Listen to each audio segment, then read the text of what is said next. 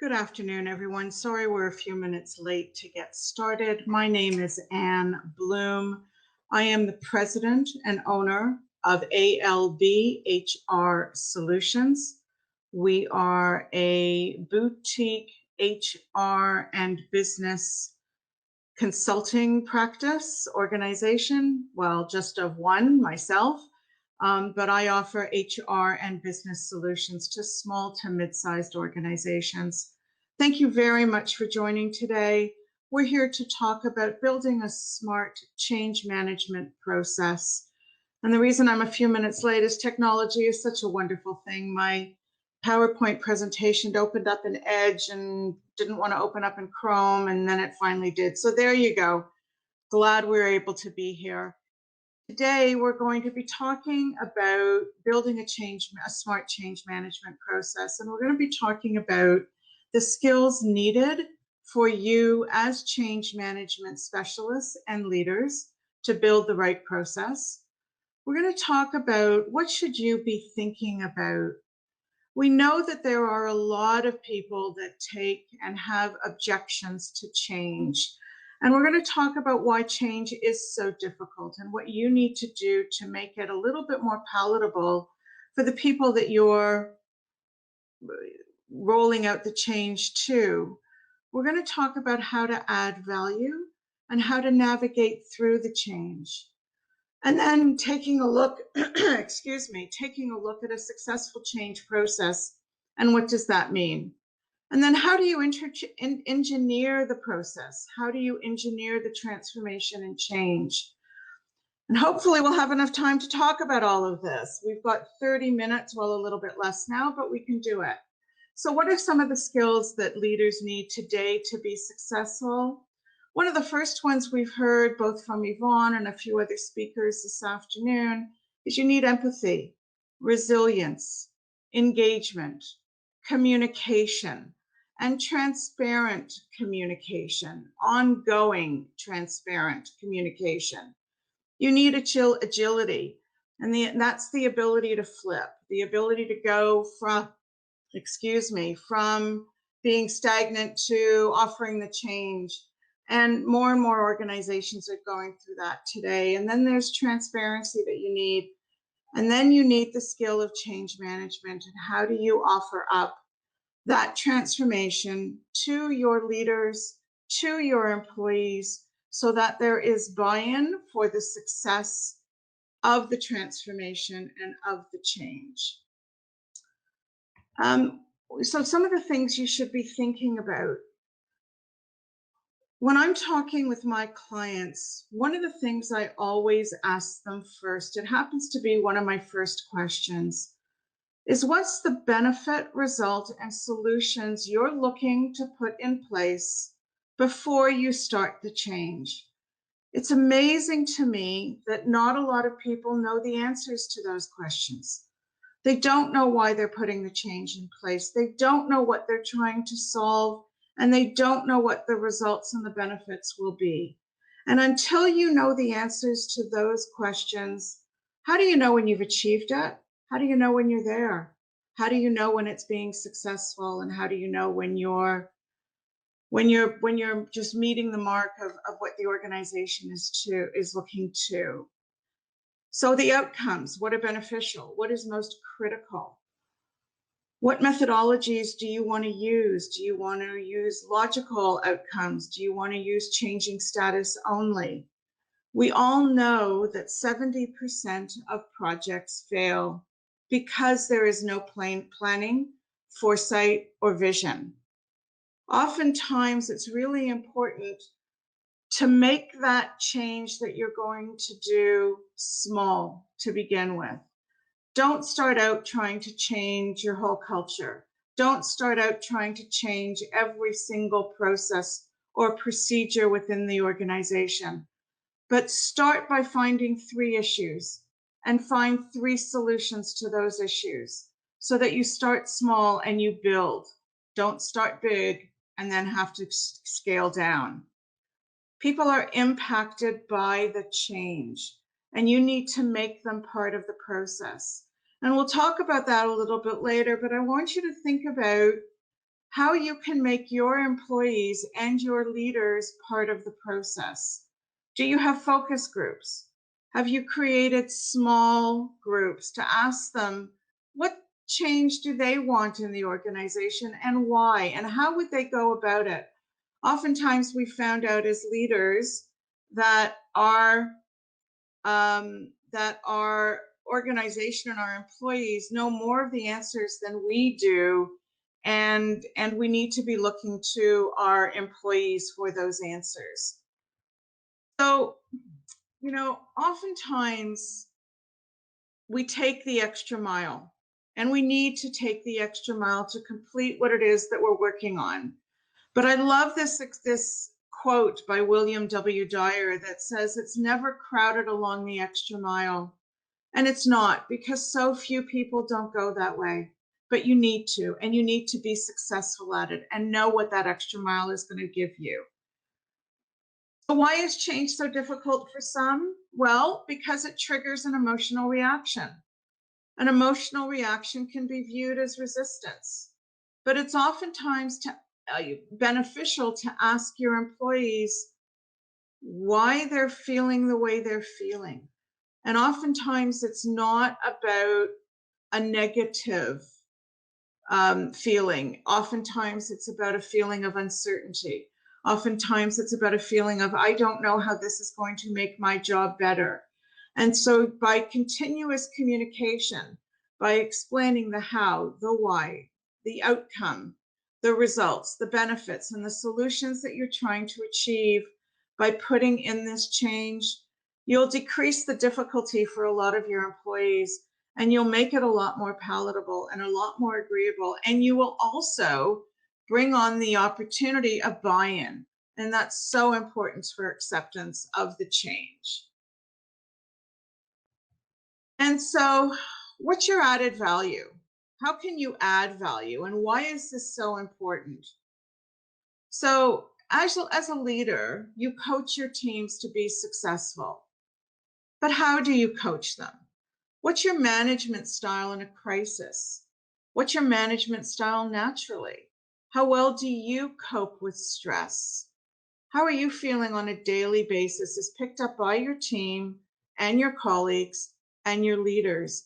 And if you're feeling stressed and you're feeling uncertain and you don't have all the answers to the questions, and believe me, you won't, but it's okay to say that. But it's also okay to say, let me look into that and I'll get back to you. And your value add is knowing that you don't have all the answers, and knowing that you need to do research, and knowing that you will follow through and do and say what you say you're going to do. And that means getting back to your employees, getting back to your leaders, giving them the answers that they're looking for. So what is your value add? Your value add is your skills. It's your foundation. It's your knowledge. It's your ability. It's your empathy. It's your resilience. It's your ability to communicate. It's all of those things that you add value in, and you need to build on those and let your employees and your team see that those are the best skills that you bring to any situation, and that you, as well as them, are prepared to learn throughout the process. So you want to help people navigate the change. You want to help them recognize the impact of the change. And so again, going back to the benefits, the results, and the solutions, and why are you putting that change in place? Own the reasons. Own why the change needs to happen. What is being done? What's the recommended outcome? And how can your employees help you reach that outcome? Expel their demons. They need a safe haven to get it all out. HR has to be that safe haven.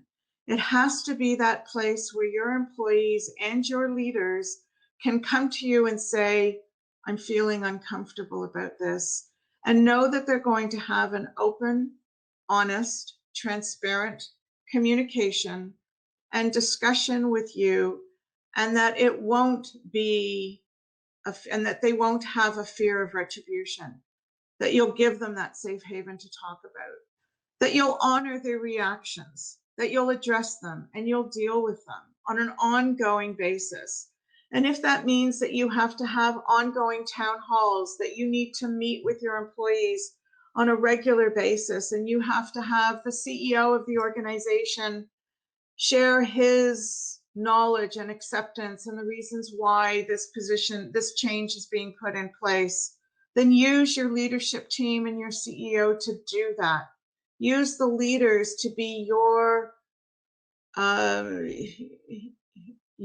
buy-in, your reasons for putting this in place. You want to be able to describe why the change is being made and the ways that it's going to make the way they work better and easier, and that the processes are going to make better sense. But above all else, change needs to change as you're going through it. And so you want to allow for some adjustments along the way. You won't get it right outside the gate. You might be halfway through the change and realize, yeah, we should have done it this way. Go back, make those adjustments, make them as you go.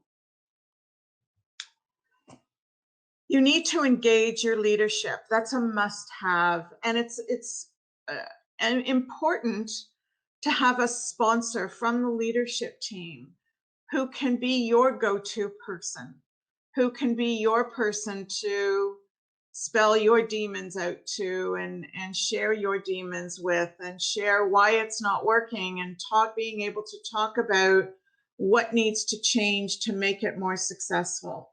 You need to develop a plan, and you may have to deviate or change that plan along the way, but that's okay. You need to know your culture. And in the last 6 or 7 months, we've seen cultures change. And have you been communicating how your culture has changed in the last few months to your employees? And if you haven't, I suggest you do, because they're knowing it's changed. They just don't understand the impact to them and their ability to do their job. So what will the change be? Why will it work? Is it sustainable going forward?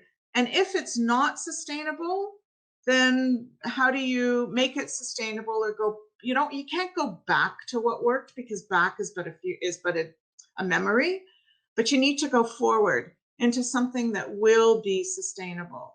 And do you want it to be sustainable? And hopefully you do, but you need to make changes to it as you go along. You want to mobilize mid-management for the change.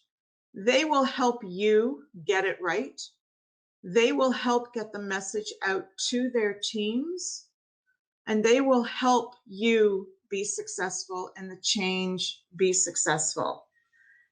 You want to prepare the messaging. So you want to have ongoing town halls, meetings, emails, sharing of information. Attend some of your other department meetings as well.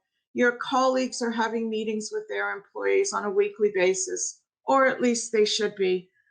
And you need to be invited to those meetings to be able to discuss what's happening in the organization, why the change is needed. One thing that this pandemic has done is that it's made organizations realize that this is now the right time to grow, to change, to be successful. And you need to manage that change. You need to prepare those messaging so that your employees are not freaking out and they're not making assumptions and the rumor mill is not going crazy. And you want to be able to dispel all of the rumors and explain the whys and the what fors and the wherefores, and make sure that everybody understands exactly what's going on. And that means being open, transparent, honest with your employees. If you're looking at a change and that change might be a further downsizing, talk to them about it. Tell them that that's something that you need to explore and that you will share the information with them as it continues. But organizations and your employees have had a tough time the last 6 or 7 months. Revenues haven't been met, profitability hasn't been met, employees have been working from home and feeling a little bit stressed. The mental health issues have been through the ceiling. Young kids have been at home. There's been homeschooling. There's been blended families that have now been living together. Again, so much change that has happened not only on their work front, but also on their home front. So they need to know. They need to know what's going on. So again, whole town halls. And if you have a global environment or an environment across Canada or the US, you want to make sure that you hold those town halls at the same time with the same messaging for multiple locations. You don't want to have it at 8 o'clock in the morning if BC doesn't open till 11. Have the town hall at 11 when BC opens, or 12. Make that concession that you're having it at the same time for all your employees. You need to record the message and you need to play it to all of your employees at the same time. Again, squash the rumor mill. Make sure that the same message is being given and that there's not different people trying to share the same message and using different wording. That just blows your whole scenario right there. Don't do that. Record it. Make sure that the same wording and same message goes out all at the same time. Do workshops. Get feedback. Follow up with smaller breakout meetings and groups. Make sure that if you are asking your employees for their opinions, that you follow up on their opinions and that you follow up and tell them what you are doing with the information that they have provided. You want to ask people some certain questions. Questions like what upsets you the most? What excites you? What would they recommend? What would you recommend? If you were in my shoes, what would you be doing differently or the same? You want to collect the information and the ideas, and you want to circle back. And you want to provide timely feedback for your employees. Again, all at the same time across the whole organization, regardless of the regions that you're in.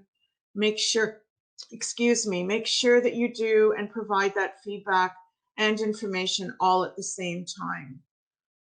Employees want to know what's the biggest thing you're focusing on. Are there misconceptions either from their part or from your part? And why are there misconceptions? Did you communicate enough or didn't you? And if you didn't, I suggest that you do it again and again and again. There's one thing that employees are looking for more often than not, and that's communication, communication, communication. It's never too much. And build some task forces. Include some of the naysayers. You will have people in the organization that are just going to say, this isn't going to work for me. I don't like change. I don't want to do this. I don't want to work in a different environment. Include them. Get their opinions. Find out why. It's not so much about that they don't like change. Maybe they're used to doing something a certain way because the procedure works. Maybe your clients and your shareholders will find that change more difficult for them. But help them to develop the change management. If you're moving to a new office, do hard hat tours.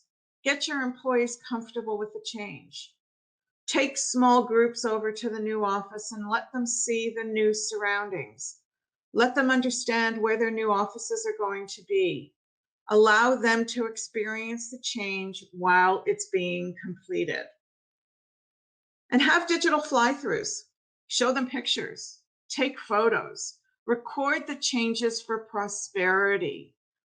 You know, oftentimes there's a lot of offices out there that are moving or shutting down or staggering their return to work or doing all sorts of different things. And there's a lot of people coming into the office who are uncomfortable in returning to an office that they don't know what's gone on in that office in the last 6 or 7 months if other people have still been attending there. So help them build their comfort zone. Help them understand why it's being done. Have you taken photos the last 6 or 7 months? If you've made changes to your office space, have you shared those photos? A lot of organizations have gone through remodeling and construction. Show the pictures, show the changes so that people understand what they're coming into as they come back. Video your employees as they go through the change. Make it fun, make it a contest. And we know that potluck lunches and dinners are few and far between these days, but as you bring more people together and you continue to social distance, there's ways of making it fun and there's ways of making it enjoyable, and find the ways that work for you. Always provide updates and always provide status updates. So last week we were here, this week we're at this spot, and next week we'll be ready to do what we need to show you we need to do. And just by giving them ongoing information and updates, you will alleviate some of that distress around the change that organizations are going through. And so what's needed to make the change successful?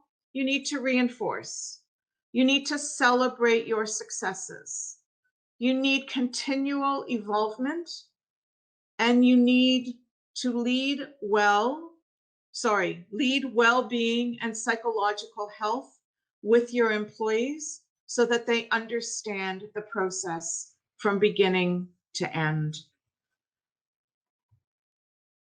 How do you engineer the change? Well, you consume, you listen, you read, you watch, you apply both theory and practical, and you improve by taking the useful feedback that you receive, and you improve on the change on the fly so that people know that you're actually listening to them and understanding what they're asking for.